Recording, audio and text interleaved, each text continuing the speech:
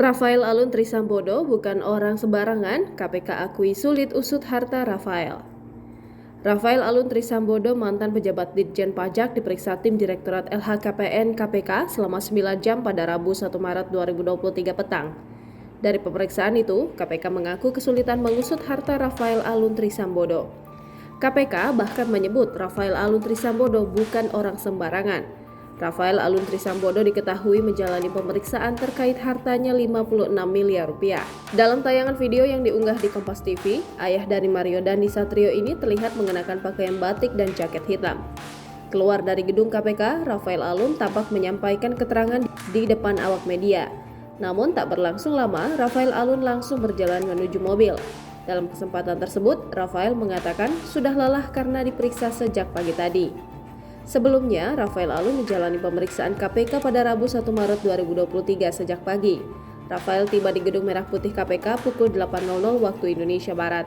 1 jam sebelum jadwal klarifikasi dirinya oleh Direktorat Pelaporan LHKPN KPK, setibanya di gedung KPK, tak ada respon apapun yang diberikan kepada wartawan atas pemanggilan dirinya.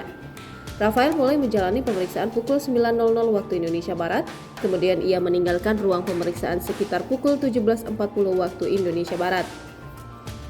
Rafael Alun mengaku telah bersikap kooperatif dengan memenuhi panggilan pihak KPK.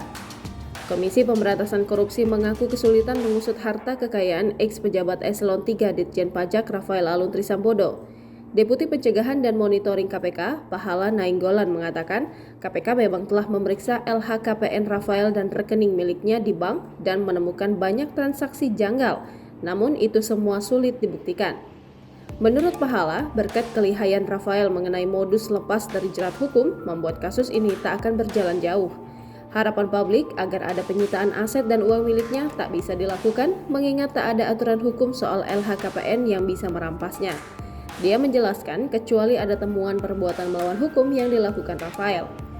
Pahala menambahkan tak mudah bagi institusinya untuk menyita aset milik Rafael hanya berdasarkan LHKPN. Sebab lanjutan tindakan dari LHKPN itu hanya berupa klarifikasi, tak ada perintah untuk menyita. Lebih lanjut kata Pahala, pada tahun 2018 KPK sebenarnya sudah pernah memeriksa Rafael, namun tak ada tindak lanjut karena keterbatasan aturan tadi.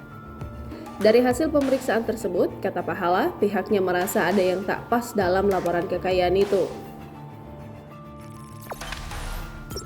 Jangan lupa subscribe, share, komen, dan like ya!